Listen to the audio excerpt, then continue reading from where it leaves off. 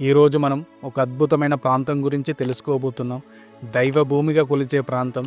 అది ఇప్పటి వరకు ఎవ్వరికీ బానిసగా బతకని చిన్న దేశం అది. ఇక్కడి వారిలో చాలామంది 100 సంవత్సరాలకు పైబడి జీవిస్తున్న వారు ఉన్నారు.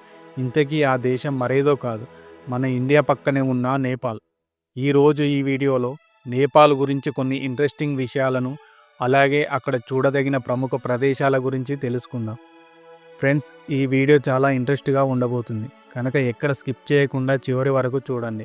అలాగే వీడియోని స్టార్ట్ చేసే ముందు జస్ట్ ఒక లైక్ చేయడం మాత్రం మర్చిపోవద్దు. ఫెడరల్ రిపబ్లిక్ ఆఫ్ నేపాల్లో సుమారుగా జనాభా 3 కోట్ల మంది ఉంటారు. జనాభా లెక్కల పరంగా నేపాల్ 69వ స్థానంలో ఉంది.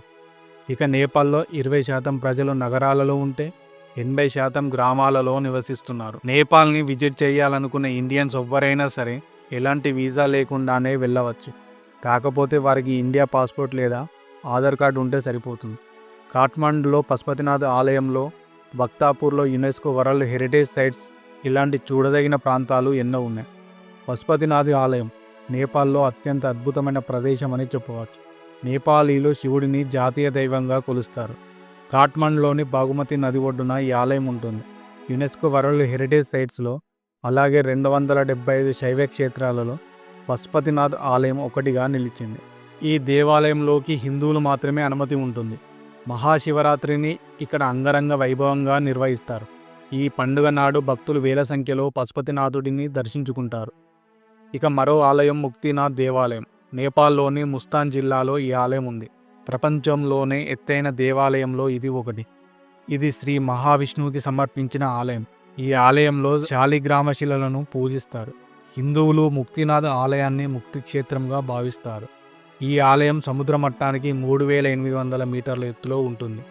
ముక్తినాథ్ ఆలయాన్ని చేరుకోవాలి అంటే ఒక సాహసయాత్ర చేయాల్సిందే. అలాగే నేపాల్ రాజధాని కాఠ్మండు సిటీని చూడాలంటే 2 కళ్ళు సరిపోవు. ఈ నగరం సాయంత్రం సమయంలో ఎంతో అందంగా కనిపిస్తుంది.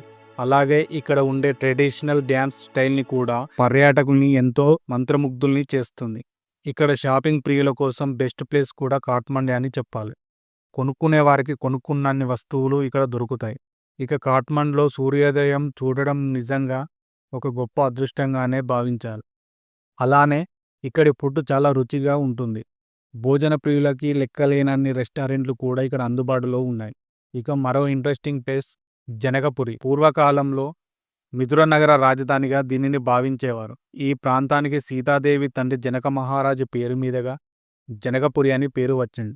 శ్రీరాముడు ఏ విల్లునైతే విరిచి సీతాదేవి పరిణయం ఆడాడో ఆ విల్లు ఇంకా అక్కడి ఆలయంలో కనిపిస్తుంది. తరువాత ఇక్కడ చూడదగిన రెండవ ప్రదేశం సాగరీమాత నేషనల్ పార్క్. ఇది ఒక అద్భుతమైన నేచర్ పార్క్. ఇక్కడ రకరకాల వింత వింత మొక్కలను, జంతువులను మనం చూడవచ్చు.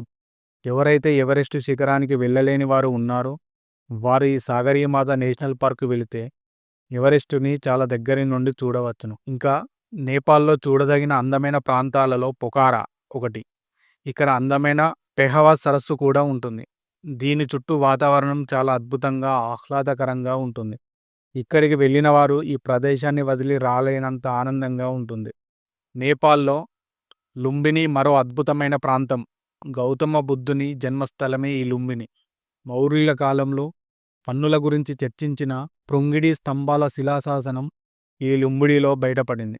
ఆ ప్రాంతాన్ని అశోక మహారాజు సందర్శించడానికి వచ్చినప్పుడు అక్కడి ప్రజల పన్నులు తగ్గిస్తూ చేసిన శిలాశాసనం కూడా ఉంది. మహారాణి మహమ్మదేవి క్రీస్తుపూర్వం 563లో సిద్ధార్థ గౌతమునికి జన్మనిచ్చారు.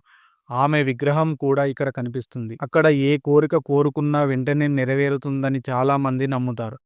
ఇకపోతే నేపాల్ స్వతంత్ర దినోత్సవం అనేది ఎప్పుడూ జరుపుకోలేదు. ఎందుకంటే నేపాల్ ఎప్పుడు ఎవరికి బానిసగా బతకలేదు. ప్రపంచంలోనే 10 ఎత్తైన పర్వత శిఖరాలలో 8 ఇక్కడే ఉన్నాయి. ప్రపంచంలోని ఎత్తైన పర్వతం ఎవరెస్ట్ కూడా నేపాల్లోనే ఉంది. నేపాల్లోని మొత్తం జనాభాలోని 21.3% మంది హిందూ మతస్థులే ఉన్నారు. నేపాల్ ప్రజలు ఇతర మతస్థుల్ని కూడా గౌరవిస్తారు. నేపాల్ సెప్టెంబర్ 20, 2015 నుండి కొత్త రాజ్యాంగం అమల్లోకి వచ్చింది. ఈ దేశంలో ఎప్పుడు మతపరమైన అల్లర్లు కానీ, మతం పేరుతో రక్తపాతం కానీ జరగలేదు. ఇక్కడి ప్రజలు దాదాపు 123 భాషలను ఉపయోగిస్తారు. బినోద్ చౌదరి మొదటి నేపాలీగా చరిత్రకెక్కాడు. అలాగే ఇతను 2013 సంపన్నుల జాబితాలో చోటు సంపాదించాడు. నేపాల్లో కనిపించే చాలా తెగలలో ఒక స్త్రీకి చాలామంది భర్తలు ఉంటారు. మరో ఇంట్రెస్టింగ్ విషయం ఏమిటి అంటే మనకు ఆదివారం సెలవు అయితే నేపాల్లో శనివారం సెలవు దినంగా ఉంటుంది. నేపాల్లో 2015 ఏప్రిల్ 25న సంభవించిన భూకంపం కారణంగా ఎన్నో భవనాలు దెబ్బతిన్నాయి. ఈ ప్రమాదంలో దాదాపు 9,000 మంది వరకు మరణించగా 29,000 మంది పైగా తీవ్ర గాయాలయ్యాయి. ఇక్కడ వ్యవసాయం, పర్యాటక రంగం ప్రధాన ఆదాయ వనరులుగా ఉన్నాయి. నేపాల్ ప్రపంచంలోనే అత్యంత పేద దేశాల్లో ఒకటి. నేపాల్ పురాతన చరిత్ర అంతా కాట్మండ్ లోయలలో నుంచి ఆరంభమవుతుంది. ఇక్కడ లభించిన రాతియుగం నాటి 9 వస్తువుల ఆధారంగా హిమాలయాల్లో మానవజాతి ఉనికి 11,000 సంవత్సరాల క్రితమే ఉన్నదని నిర్ధారించబడింది. నేపాల్లోని గూర్ఖా సైనికుడు తమ దేశానికి రక్షణ సైనికుడిగా ఉంటారు. నేపాల్లోని హిమాలయ పర్వతాలు భారత, పాకిస్తాన్, చైనా, భూటాన్ వంటి దేశాలకు విస్తరించి ఉన్నాయి. అలాగే ప్రధాన నదులైన 5 గంగా, యమున, బ్రహ్మపుత్ర, యాంజీ, సింధు అన్నీ కూడా ఈ హిమాలయాల్లోనే పుట్టాయి. అందుకే ఈ హిమాలయాలు ప్రపంచంలోనే 3వ అతిపెద్ద ప్రదేశంగా నిలిచింది. ఇక్కడ 2006లో మొదలైన ప్రజాస్వామ్య ఉద్యమం కారణంగా 2008లో నేపాల్లో రాచరిక పాలన ముగిసి రిపబ్లిక్ పాలన ప్రారంభమై రామ్ భరణ్ యాదవ్ నేపాల్ తొలి ప్రధానమంత్రి అయ్యాడు. సో ఫ్రెండ్స్, చూశారు కదా ఈ ప్రపంచంలోనే అందమైన దేశం వెనుక ఉన్న అసలు కథ. ఈ వీడియో కనుక నచ్చినట్లయితే ఒక లైక్ చేసి షేర్ చేయండి. మరిన్ని వీడియోల కోసం మన ఛానల్ని సబ్స్క్రైబ్ చేసుకోండి.